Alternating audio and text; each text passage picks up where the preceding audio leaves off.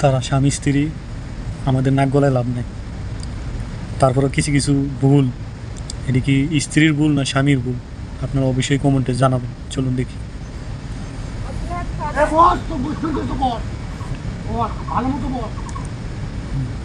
মানে ভাত খেয়ে যাও হয়ে গেছে।